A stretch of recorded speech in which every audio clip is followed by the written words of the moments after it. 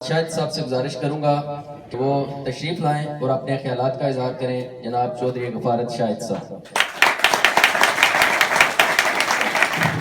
السلام علیکم ورحمۃ اللہ وبرکاتہ. الحمد للہ رب العالمین والعاقبۃ للمتقین والصلاة والسلام علی رسولہ الانبیاء والمرسلین وعلی آلہ واصحابہ اجمعین. اما بعد فاعوذ باللہ من الشیطان الرجیم.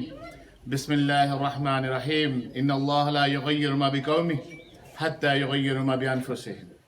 انتہائی قابل احترام سیکرٹری جنرل جماعت اسلامی آزاد جموں کشمیر تنویر انور خان صاحب، امیر ضلع حبیب الرحمان صاحب اور امیر حلقہ ممتاز احمد صاحب، اسٹیج پر بیٹھے ہوئے دیگر معززین اور زعماء محفل اور اسٹیج کے اس طرح بیٹھے ہوئے میرے بزرگوں، دوستوں اور بھائیوں، میں آپ کا اور آپ اس پنڈال کے اندر بیٹھے ہوئے ہر فرد کا دل کی اتھا گہرائیوں سے شکریہ ادا کرتا ہوں کہ آپ نے جس انداز میں میرا اور میرے قائدین کا یہاں پر استقبال کیا ہے اس پر میں آپ کا بہت بہت مشکور ہوں. انتہائی قابل احترام بزرگ دوستوں اور بھائیوں، اسٹیج پر محمود صاحب نے خوبصورت باتیں کی اور اسٹیج پر آنے والے ہر شخص نے بہت خوبصورت باتیں کی، اور پھر ماسٹر سلیم صاحب نے شاید وہ بات کی ہے، حنیف صاحب نے شاید وہ بات کی ہے جو آج کل ہمارے حلقے کے اندر بہت زیادہ گردش کر رہی ہے کہ کیا جماعت اسلامی اس حلقے کے اندر اور پھر مجموعی طور پر آزاد کشمیر کے اندر الیکشن میں بھرپور حصہ لے گی کہ نہیں لے گی.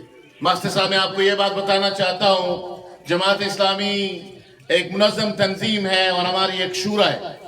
ہماری شورا نے یہ فیصلہ کیا کہ ہم نے اس حلقے کے اندر اور پورے آزاد کشمیر کے اندر اپنے پلیٹ فارم سے اپنے ایجنڈے پر اور اپنے جھنڈے پر الیکشن لڑنا ہے اور اس پر کوئی کمپرومائز نہیں.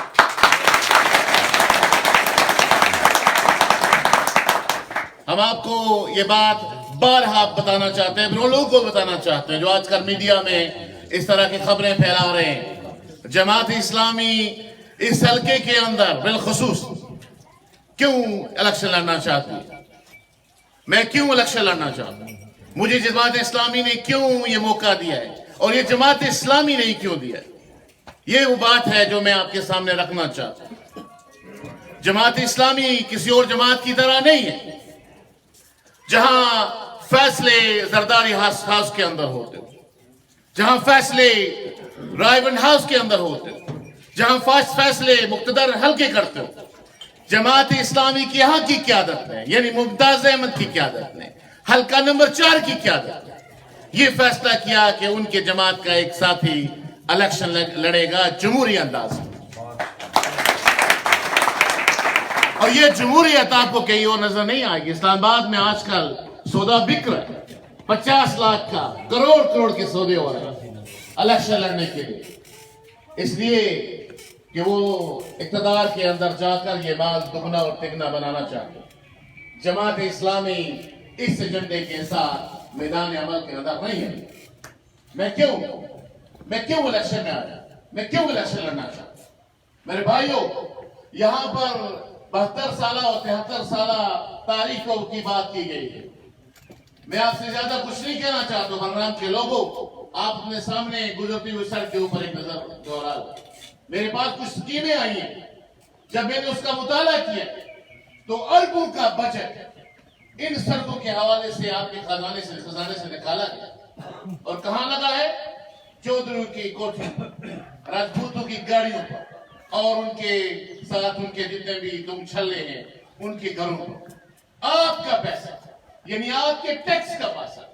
میں کئی بات کر رہا تھا دوستوں سے اسی طرح کے مجمع میں نے کہا کتنے لوگ یہاں پر ٹیکس دیتے تو کسی نے ہاتھ اوپر نہیں کیا. میں اس ایکسرسائز کو دوبارہ دہرانا نہیں چاہتا، لیکن آپ میں سے ہر آدمی ٹیکس دے رہا ہے. آپ کون کے اندر جب 100 روپیہ دلواتے ہیں تو 88 روپے بچتے ہیں اور 12 روپے کہاں جاتے ہیں؟ آپ نے کبھی سوچا؟ چینی پر دیکھیں، آپ پیٹرول ڈلواتے ہیں تو GST ٹیکس لگاؤ، یعنی آپ کا پیسہ ملک کے خزانے کے اندر جاتا ہے. اور وہ پیسہ جس کو آپ ووٹ دے کر اس کا چوکیدارہ کہتے ہیں کہ جائیں ہمارے خزانے کا چوکیدارہ کریں، وہی آ کر आपके उस पैसे को लूटता है, आपके उस पैसे से अपने घर बनाता है, और आपका बच्चा आज भी तालीम को तरस रहा है। आपकी रोडें आज भी खंडरात का मंजर पेश कर रही हैं। आपके हॉस्पिटल्स आज भी किसी भी तरह का इलाज मुआवजा करने के काबिल नहीं है। आप सवाल पूछिए उनसे, मैं चाहता हूं आप सवाल पूछिए उनसे, भाईजान आपका क्या मंसूबा अमल है? ये जो सड़कों का नया अभी गुज़श्ता 2 महीनों से एक चक्कर चल रहा है, नलके बिक रहे हैं, सड़कें दी जा रही हैं, ये एक ड्रामा है जो किया जा रहा है। वो ये समझते हैं कि आप बकाऊ माल, आप उन लोगों को रिजेक्ट करें, मुस्तरद करें। इसलिए ये अभी जो 2 महीने के अंदर वो पैसे लगाना चाहते हैं, अगले 5 साल वो आपको नजर नहीं आएंगे। ये चोर है, ये डाकू है, ये जालिम है, इन्होंने हमारे बच्चों का खून चूसा है, मुस्तकबिल लूटा है, लिहाजा हम इन पे वो एतमाद नहीं कर सकते। 72 साल बहुत हो गए बाबा, अब ये निजाम नहीं चले। इसलिए मैं आपसे ये कहना चाहता हूं, इस पंडाल के अंदर बैठे हुए हर शख्स से कहना चाहता हूं, अपने दिल के ऊपर हाथ रखिए और अपने आप से सवाल कीजिए, क्या ये लोग आपके नुमाइंदे हैं? एक 10,000 का चोर, उसको पूरे मोहल्ले के अंदर आप उसकी किट लगाते हैं, उससे आप कदा तल्लक करते हैं, लेकिन ये करोड़ों रुपए के जालिम डाकू और चोर, इनके गले में जब आप हाथ डालते हैं तो इंसानियत शर्मा जाती है। बाबा ऐसा न कीजिए, आप अपने बच्चों के मुस्तकबिल के साथ ऐसा दाव नहीं लगा सकते। इसलिए बरनाम के लोगों, मैं आपसे ये कहना चाहता हूं, ये घर जिसके अंदर हम मौजूद है, मैं कहना भूल गया, कितना खुशकिस्मत है वो बाप, कितना खुशकिस्मत है वो बाप जिसका हर बच्चा इस तारीख इस्लामी का अव्वलीन रुकन है। यानी इससे बड़ी शहादत और क्या हो सकती है कि दीन इस्लाम के नफाज के लिए अपने सारे बच्चे एक इस्लामी प्लेटफॉर्म पर खड़े हैं। आपसे ज्यादा खुशकिस्मत इंसान और कौन हो सकता है? मैं मगरब में रहता हूं, मगरब के अंदर मैंने तालीम हासिल की है, और मैंने ये बात आपसे कर रहा हूं, ये शऊर की बुनियाद पर कर रहा हूं। मैंने जमात इस्लामी को क्यों ज्वाइन किया? ये पहली जमात है आपके पूरे आजाद कश्मीर और पाकिस्तान के अंदर जो जमहूरियत पे यकीन रखती है, जमहूरियत पे यकीन रखती है, यानी आप पर यकीन रखती है, अवाम पर यकीन रखती है, जिसका पूरा सेटअप अवाम का चुना हुआ सेटअप है। किसी और जमात के अंदर ऐसा नहीं है।